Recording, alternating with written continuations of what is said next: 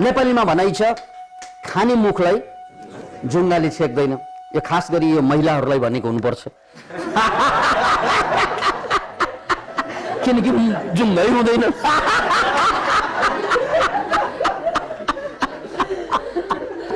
र पुरुषको हकमा जुङ्गै भए पनि खाइहाल्छ। ओके, यानी सफल मान्छेको जिन्दगी भनेको त्यो जिन्दगी हो जसलाई परिस्थितिले केही पनि छेक्दैन। छेक्ने हामीलाई परिस्थितिले होइन, छेक्ने हामीलाई मनस्थितिले हो। अहिलेसम्म जिन्दगीलाई छेकेको परिस्थितिले होइन, किनकि परिस्थिति जहिले पनि अनुकूल प्रतिकूल अनुकूल प्रतिकूलको चच्चहुई खेलिरहेको हुन्छ। प्रतिकूल अनुकूल प्रतिकूल अनुकूल, यो प्रकृतिको नियम हो। त्यसकारण मान्छे अगाडि बढ्न नसक्नुको कारण चाहिँ परिस्थिति हुँदै होइन, मात्र हो मनस्थिति। त्यसकारण जसले मनस्थितिलाई बुझ्यो, के बुझ्यो, यो सूत्रलाई बुझ्नुहोस्, यसलाई मजासँग बुझ्नुहोस्। मैले बुझ्यो भनेको छु, बुझ्नु बदल्नु होइन, बुझ्नु। पहिला मान्छे बदल्न हतार गर्छ, त्यसकारण कहिले बदलिँदैन, ट्राई गर्छ, ए नहुने रहेछ भनेर छोड्छ। के रे बदल्ने केही पनि होइन, बुझ्ने हो। के रे, किनकि बुझेपछि आफै बदलिन्छ। बदल्नु भनेको बुझ्नुको परिणाम हुनुपर्छ। जस्तै डरलाई जित्नु, यो डरलाई जित्नु भनेको यो लक्ष्य गलत लक्ष्य हो। डरलाई जित्नुपर्छ भन्ने यो डायलग दियो भने कहिल्यै पनि डरलाई जित्न सकिँदैन। अब के गर्नु पर्यो त? डरलाई बुझ्नुपर्छ, व्हाट इज इट। त्यसकारण डरलाई बुझिसकेपछि जसरी बुझेको शहरमा हामी हराउँदैनौं, जसरी जंगलका बासिन्दाहरू आदिवासीहरू या राउटेहरू जंगलमा हराउँदै किन नहराएको? जंगल बुझेकोले, राइट। अब हामी जंगलमा गयौं भने हराउँछौं, किन? हामी जंगल बुझ्दैनौं। त्यसकारण समस्याको निराकरण भनेको बुझ्नु हो। के हो? बुझ्नु। अब हामी कुरो डरमाथि गर्दैछौं, कुनै पनि डर, फ्युचरको डर, पास्टको डर, प्रेजेन्टको डर, भोलि हुने डर, पछि हुने र हिजो भएका र आज भइरहेका डर, यो सारा डरलाई बुझ्नुपर्छ। किनकि बुझेपछि डरबाट त्यत्तिकै मुक्ति पाइन्छ। त्यसैले यहाँ हामीले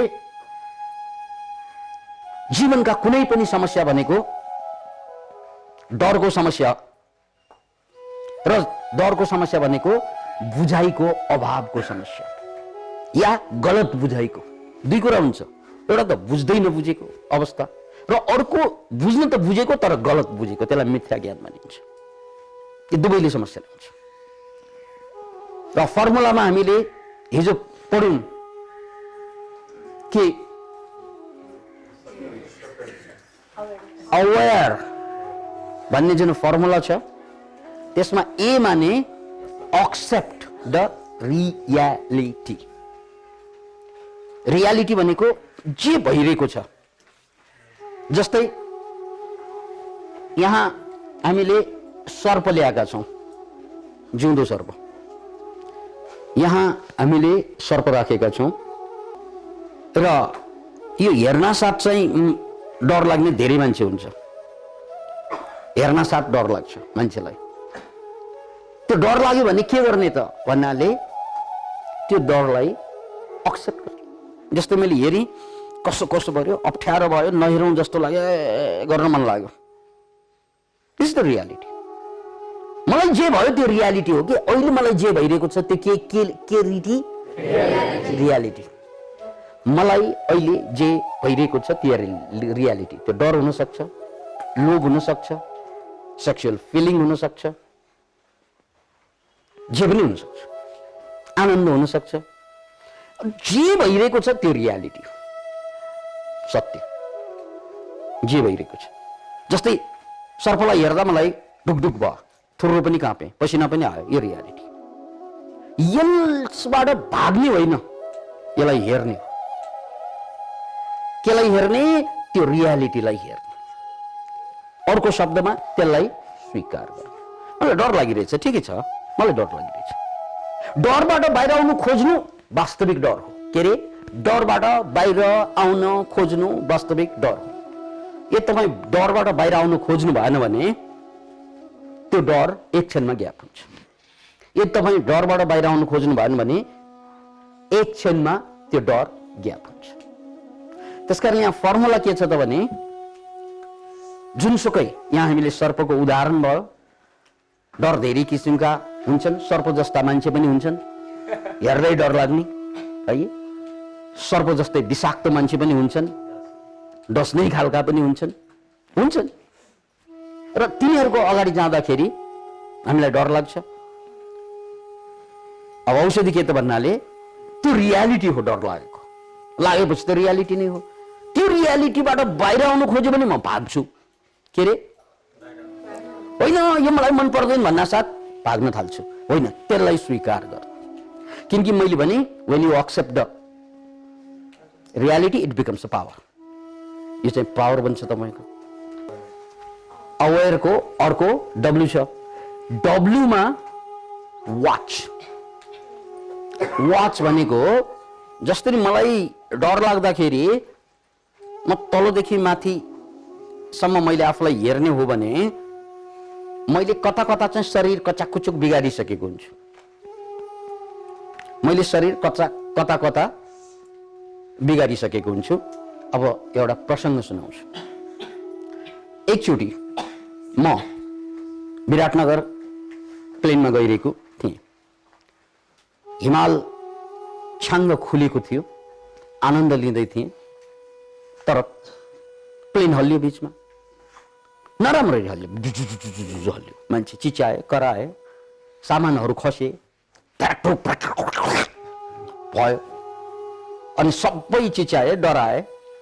म पनि डराएँ, म पनि कचाकुचुक पनि। धेरै वर्ष अगाडिको कुरा, झन्डै 20 वर्ष। अनि अब मलाई त थाहा छ, के थाहा छ भन्नाले यो डर यदि 4 मिनेट भन्दा लामो गयो भने यसले मलाई मेन्टल्ली चाहिँ डिस्टर्ब गर्छ। सकै भयो भने फेरि एन्जाइटी डिसअर्डर बन्छ। पोस्ट ट्रोमेटिक डिसअर्डर सुन्नुभएको छ शब्द? पोस्ट ट्रोमेटिक डिसअर्डर भनेको कुनै घटना घटेर यति डरायो त्यो डरको कारणले गर्दा जिन्दगीभर चाहिँ त्यसले चाहिँ पिरोल छ, मानसिक समस्या बन्छ, रोग बन्छ भने त्यसलाई पोस्ट ट्रोमेटिक डिसअर्डर भन्छ। जस्तै 2 वर्ष अगाडि गएको भुइँचालो, धेरै मान्छे पोस्ट ट्रोमेटिक डिसअर्डरको शिकार भयो। कति मान्छेले गर्भभित्र रहेका बच्चाहरू मर्यो। त्यस्ता कतिपय महिलाहरू हाम्रो क्लासमा आउनुभएको थियो, बच्चा मर्यो डरको कारणले गर्दा। अनि त्यस बेलादेखि चाहिँ मानसिक समस्या झेलेर बसे, मानसिक पीडा झेलेर बसे। तर यो क्लासमा आइसकेपछि त्यो पोस्ट ट्रोमेटिक डिसअर्डर समाप्त भयो। त्यसैले हामीले के बुझ्नुपर्छ भने पोस्ट ट्रोमेटिक डिसअर्डर भनेको कुनै डर यदि सिरियसली हामीले लियौँ भने त्यो जिन्दगीभर तपाईँको मानसिक रूपमा तपाईँलाई अपाङ्ग बनाइदिन्छ। जिन्दगी गयो तपाईँको। त्यो कुरा त मलाई थाहा। यहाँ मलाई डर लागिसक्यो। डर भने प्लेन यस्तो हल्लिँदैछ। याद राख्नुहोस्, कुनै पनि नेगेटिभ फिलिङ्स, डर मात्र होइन, रिसबाट पनि, कुनै पनि चिजबाट जसले तपाईँलाई डिस्टर्ब गर्छ त्यसबाट तपाईँ 4 मिनेट भित्र बाहिर आउनुपर्छ। चाहे रिस होस् या डर होस्। 4 मिनेट भन्दा बढी मानसिक समस्या जाग्यो भने त्यो तपाईँको 24 घण्टा बर्बाद गर्छ र त्यो कायम रह्यो 1 महिना भयो भने दिमाग त्यसले ड्यामेज गरिदिन्छ र त्यसपछि तपाईँ सबैको लागि मानसिक रोगी परिणाम। यो मलाई थाहा भएको कुरा। त्यसकारण त्यहाँ त प्लेन हल्लिरहेको छ। अब मैले त्यहाँबाट बाहिर आउनु पर्छ। कसरी बाहिर आउने त? म कसरी बाहिर आएँ त? यो कहानी सुन्नुहोस्। मैले पुरा प्रश्न गरेँ आफूलाई। याद राख्नुहोस्, प्रश्न गरेँ। याद राख्नुहोस् भनेको यो प्रश्न गरेँ, मार्क गर्नुहोस्। किनकि कुनै पनि समस्याबाट बाहिर आउनलाई पनि पहिलो हतियार हुन्छ प्रश्न। Positive question. के क्वेश्चन? Positive question. मैले प्रश्न के गरेँ आफूलाई भने कि म प्लेन हल्लिएर डराएको हो, कि म प्लेन हल्लिएर डराएको हो, किनकि सामान्य बुझाइमा त हो प्लेन हल्लिन अगाडि डराएको थिइन्, प्लेन हल्लिएपछि नै डराएको, सबै डराएको। यसको मतलब के त? प्लेन हल्लिएर सबै डराए, म पनि डराएँ। तर यो बुझाइ चाहिँलाई मिथ्या ज्ञान भनिन्छ, झुट ज्ञान। यो ज्ञानको शिकार हामी सबै छौँ। फेरि सबैलाई के लाग्छ? बाउको कारण, दाइको कारण, भाइको कारण, भुइँचालोको कारण, ज्वालामुखी फुटेको कारण, डढेलो लागेको कारण, खडेरी पडेको कारण, टियर ग्यास छोडेको कारण, बम पड्केको कारण म दुखी छु। होइन होइन होइन, यो मिथ्या ज्ञान हो, यो झुट हो, यो अर्ध सत्य हो। यो कुरा यो प्रसङ्गबाट बुझ्नुहोस्। मैले आफूलाई सोधेँ, प्लेन हल्लिएर डराएको हो सबैलाई लाग्छ हो भन्ने। अब होइन भन्नेहरूले त योभन्दा अगाडिको क्लासमा बसिसकेकोले होइन भन्नेहरू थाहा भयो। तर सबैलाई के लाग्छ त भन्नाले प्लेनै हल्लिएर डराएको, किनभने प्लेन हल्लिन अगाडि त डराएको थिएन। मैले पनि सोधेँ आफूलाई कि प्लेन हल्लिएर डराएको, त्यसपछि मैले झ्वाट्ट के फेला पारेँ भन्नाले प्लेन हल्लिएर डराएको होइन, किनकि प्लेन हल्लिन साथ खोपडीमा विचार चल्न थाल्छ। हो, मेरो खोपडीमा के विचार चल्यो? पहिलो विचार के आयो त भन्नाले क्रास हो हुने कि क्रास होला कि प्लेन, त्यही होइन? That's the point. क्वेश्चन गर्न साथ चाहिँ रियल प्रब्लम के थाहा पाइयो त भन्नाले प्लेन हल्लिएर डराएको हो कि या विचार आएकोले डराएको? विचार आएको। किनकि प्लेन हल्लिएर डराउने हो भने प्लेनमा खेल्दा पनि त हल्लिने नै हो नि, होइन? त्यहाँ त आनन्द आउँछ, आउँदैन? आउँछ। अमेरिका बस्दा मैले रोलर कोस्टरमा खेलेको थिएँ एकपल्ट। त्यो भनेको यस्तो यस्तो यस्तो यस्तो हुँ हुँ हुँ हुँ हुँ हुँ हुँ हुँ नेपालमा पनि भरकुटी मण्डपमा छ, तर त्योभन्दा कति गुणा चाहिँ डर लाग्दो छ क्या। यस्तरी स्वाटै पल्टाएर हुँ हुँ हुँ हुँ हुँ मट्ने खालको, त्यसमा पनि बसेको थिएँ। अब यसो हुँदा त भयङ्कर डराउनु पर्ने, त्यहाँ त मजा आइरहेको थियो। त्यस कारण हल्लिएर डराएको होइन, के भएर डराएको रहेछ त? विचारको कारण। So what is fear? Fear is the thought. Again, यदि मलाई विचार नआएको भए म डराउनु थिएन। ठ्याक्कै मैले प्रश्न गर्न साथ बुझेँ, म किन डराएँ? किनभने क्रास होला कि भन्ने विचार आयो। त्यो गरेको विचार होइन, आएको विचार हो।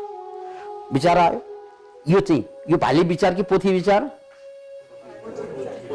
यो त पोथी विचार, यो त प्यासिभ थट। त्यसपछि सोचिन्छ, ला म मरेँ भने मेरा छोराछोरी के गर्लान्, म मरेँ भने मेरो बैंक ब्यालेन्स के होला, म मरेँ भने यस्तै मान्छेलाई विचार आउँछ नि। त्यो विचार जति आयो त्यति डर सुरु, डर बढ्दै जान्छ, झन्झन गाह्रो हुन्छ, झन्झन गाह्रो। त्यसैले मैले पत्ता लगाएँ मलाई डर लागेको कारण प्लेन हल्लिएर होइन, के भएर रे? विचारको कारणले म डराएको रहेछु। अब के गर्ने? मैले विचारलाई चाहिँ छोड्दिएँ। विचारलाई च्याप्यो भने डरको पारा चढ्छ।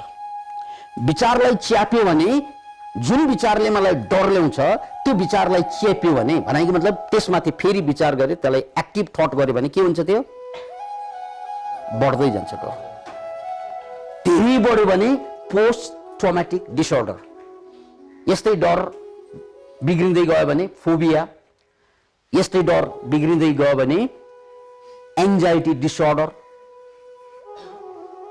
बर्बाद, जिन्दगी बर्बाद पार्दै, जिन्दगीलाई कमजोर बनाइदिन्छ, अपाङ्ग बनाइदिन्छ साइकोलोजिकली।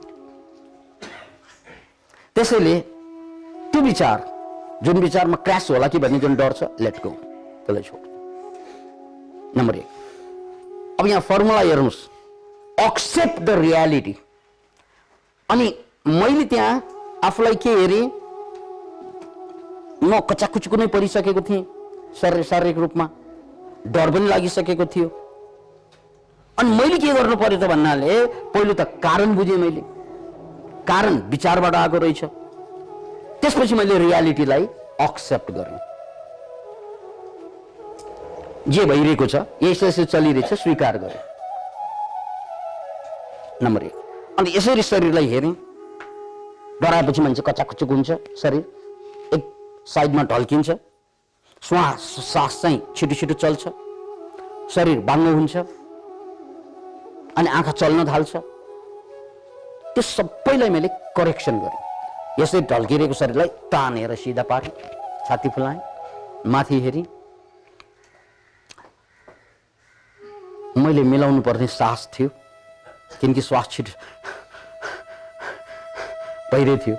यो सास छिटो छिटो हुँदाखेरि डर बढ्छ, किनकि शान्त हुँदाखेरि हाम्रो सास पनि शान्त हुन्छ, र मन भड्कियो भने सास पनि भड्किन्छ। यही हो अनुभव।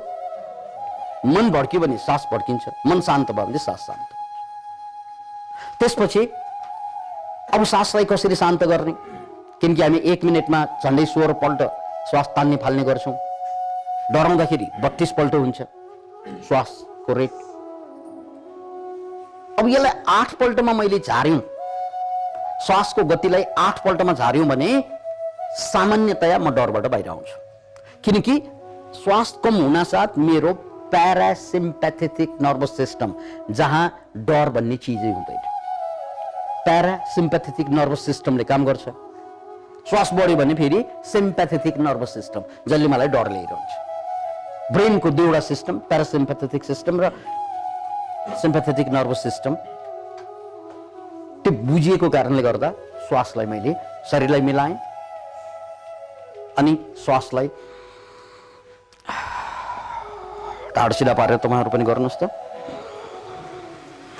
पुरा पुरा पुरा पुरा पुरा पुरा पुरा पुरा पुरा सास लिएँ,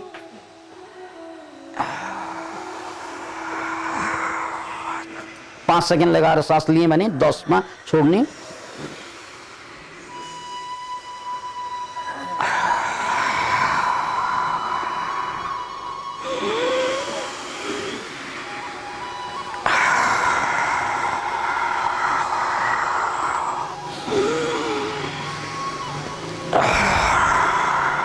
ओके, 2 मिनेट जति मैले गहिरो गहिरो सास तान्न साथ म शान्त भएँ। हेर्नुस् त्यहाँ फर्मुला के छ, त्यहाँ accept the reality, watch what is happening in your body, र ए भनेको act upon the body. Act upon भनेको बडीलाई मिलाऊ भनेको, एक्ट गर्नु त्यसमाथि। किनकि डराउँदाखेरि प्राय जसो मान्छे डराउँदाखेरि हिँड्दै जाँदाखेरि डरा भने के हुन्छ, उसको शरीर के हुन्छ मलाई हेर्नुस् त। जस्तै केटीलाई चाहिँ कुनै केटा होस तिग्रे केटा अगाडि आयो, उसलाई डर लाग्यो भने यसो गर्छ उसले, हो हिँड्दै जाँदा ढाड बाङ्गो यो माथि जान्छ, बडी ल्याङ्ग्वेज बिग्रिन्छ। अब बसिरहेको छ भने यस्तो हुन्छ। त्यसकारण डर लाग्दाखेरि पहिलो कुरो शरीर कचाककुचुक हुन्छ। शरीर कचाककुचुक भयो भने डर बढ्छ। गजबको कुरा। बडी र माइन्ड भनेको एकदम टाँसिएको कुरा। बडी करेक्ट गर्यो भने माइन्ड करेक्ट हुन्छ, त्यसकारण माइन्ड करेक्ट भयो भने बडी करेक्ट हुन्छ। त्यसकारण जब तपाईँ कन्फिडेन्ट हुन्छ, बडी चाहिँ कचाककुचुक हुन्छ कि सिधा हुन्छ? कन्फिडेन्ट हुँदाखेरि हामी सिधा हुन्छौँ। आर्मी भन्नासाथ हामीले के बुझ्नुपर्छ कि संसारमा निडर हुने ट्रेनिङ सबभन्दा बढी पाउने व्यक्तिहरू कोही हुनुहुन्छ भने त्यो आर्मी हो। किनभने लडाईँमा मर्नुपर्छ र मार्नु पनि पर्छ, र मार्नु पनि त्यत्तिकै खतरनाक कुरा, मर्नु पनि त्यत्तिकै खतरनाक कुरा। दुवैको लागि एक्सट्रिमली साहस चाहिन्छ चाहिँदैन? मार्नलाई पनि एक्सट्रिम साहस चाहिन्छ, मर्नलाई पनि एक्सट्रिम साहस चाहिन्छ। त्यसकारण आर्मी ट्रेनिङमा चाहिँ के गर्छ त भन्नाले त्यो एक्सट्रिमली सास ल्याउनकै लागि ढाड सिधा, गर्दन सिधा, उनीहरूलाई ट्रेनिङ दिँदा सिधा